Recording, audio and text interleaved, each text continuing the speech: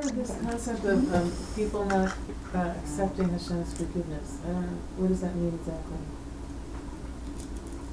Respond. He's thinking about you, think about him. He wants you in his life. Invite him into your life. That's the big. What if you can't? I'm skipping this question. What if you're having a hard time forgiving him? Good.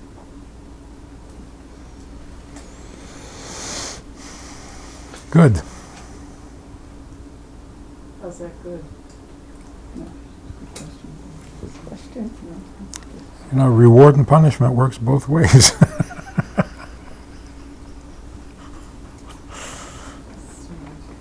You're just saying that we should do everything to, give Hashem think of him and his needs and forget about us. And then she's asking, why is it good that you would think of him like that? Yes.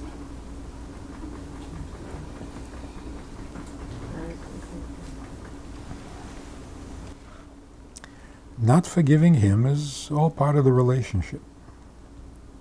He loves that too. Can you forgive He lo- yourself for not He loves forgiving? no. He loves when you're angry at him. You must like me a lot.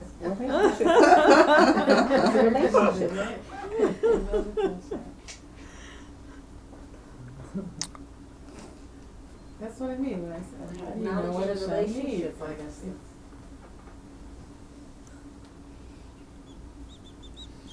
When a Jew is angry at God, it doesn't do any harm.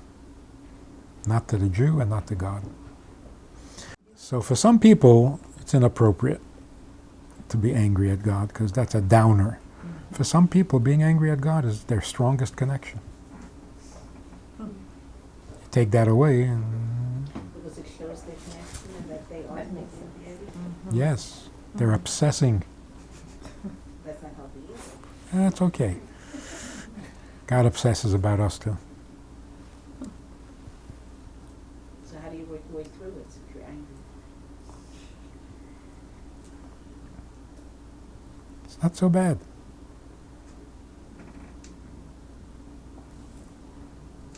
One of my kids was very angry because of his childhood disabilities. So you have to acknowledge it. You have to. But if you're angry, if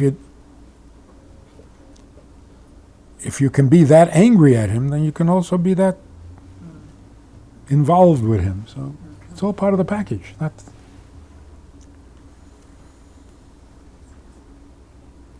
So Rashi says, because Jews are so precious to the Ibish that he counts them all the time.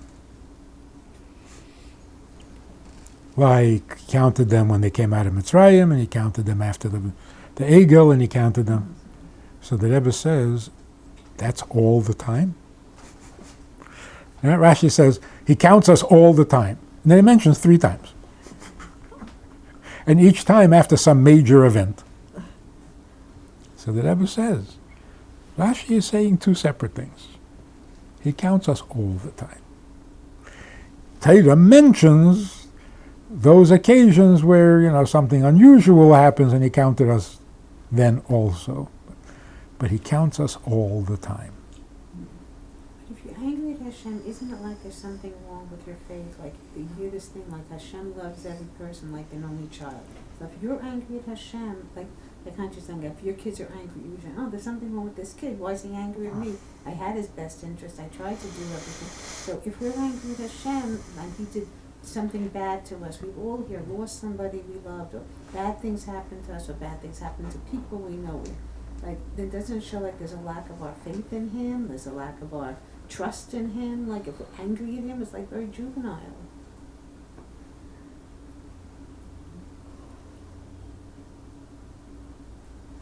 How is that like good? Okay, it's a relationship, but like, it seems like there's something wrong with that. With anger Hashem, he didn't give us $1 million. He didn't give us this. All right, if it's frivolous, And of course Okay, but I'm it's... saying if bad things happen to us or something. So you're not we're saying it's angry. frivolous, you're It's saying not, maybe that's a frivolous thing if bad things happen to, I don't know, like in the scheme of things, but if Hashem loves each of us as his only child, like, and he does this to us, shouldn't we then feel, oh, I guess I deserved it, I guess this should have happened? Well, look, it's not like we encourage being angry at God. But if somebody is angry at God, you side with the person, not with God. You never defend God. Because that's what happens. A kid that gets angry for whatever reason, and you defend God, that's it. It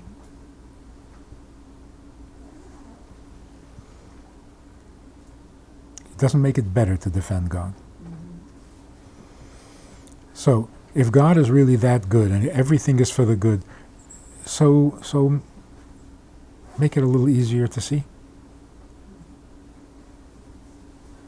You think that's what we should ask Hashem? We should make Yeah. it easy to see. So the kid is right to be angry because, yeah, if he thought about it and understood, and he would realize that it's all for the good. What? There's no easier way to do this? So you're blaming the kid because he's not mature enough and smart enough and deep enough. Even some of the sages in the Gemara, when something terrible happened, they flipped out. Yeah, they shouldn't have. Okay.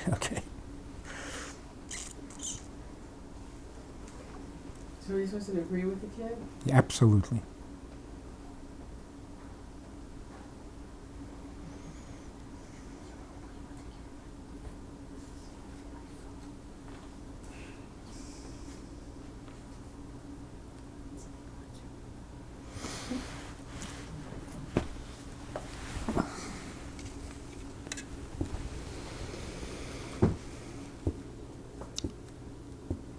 Where Would- does that get? would it be- Where does that get the kid? would it- that you're seeing things through his eyes? That you're Yes. understanding- And would it be blasphemous to say that in this relationship, God got the better end of the deal?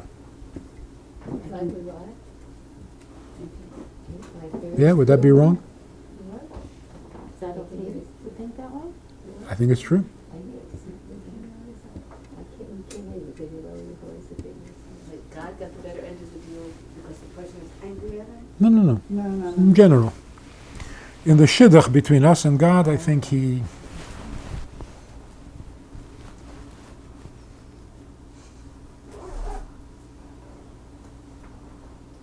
It just doesn't sound like a healthy relationship, like being angry at God or like measuring up who's getting the better deal. That's like, those are signs of like a bad relationship. Well, there are some ripples in this relationship. It's not all smooth. Never has been. So you're right, we shouldn't be measuring who's getting the better end of the deal. But I think he's getting the better end of the deal.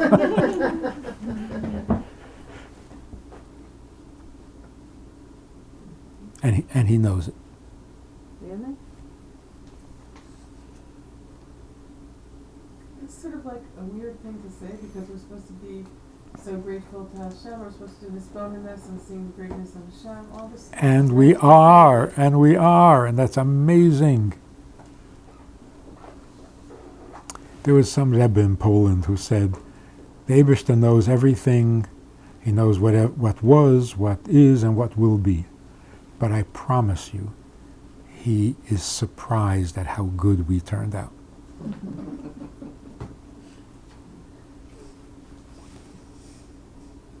If that were the case, he surely would have brought Mashiach, I think. Yes. That's why we have the right to demand Mashiach. Yeah, what's going on?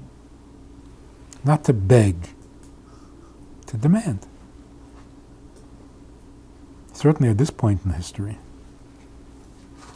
Maybe in the earlier years you had to beg. Maybe, Efsha, today, no. Now, I think,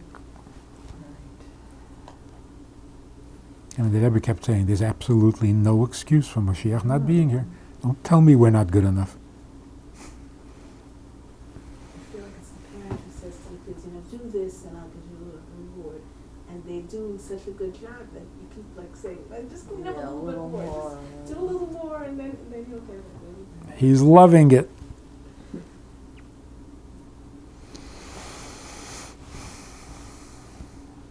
Well, if he loves it too much, I hope he doesn't love it too much. Mm-hmm. Exactly right. Because we see it. What, we should rebel a little more? What's the That's why we say in the Haggadah, Baruch HaMokim Baruch Hu. We're praising him, we're thanking him for planning an end to the Golos. Because he could really get to like this.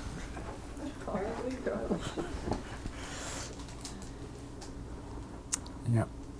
So then all we should do by the Shechishev es haketz lases. Rosh Hashanah, all we have to do is say we want Mashiach now. That's like getting married after you've been engaged. And the engagement was so good. Now you're going to get married and that's going to be all over?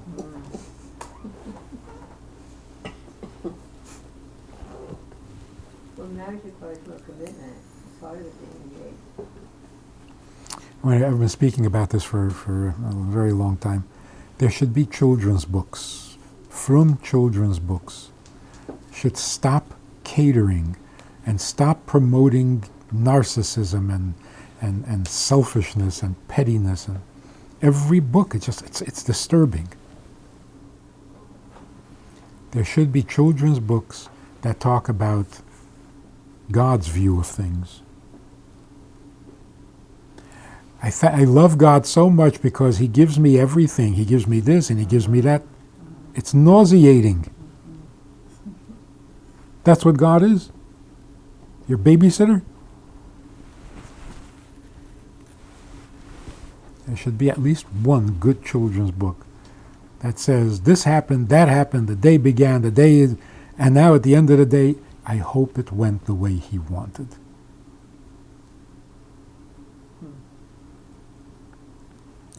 Then we would have a God. We don't have a God. We have a valet. With a short temper. We have a cranky valet.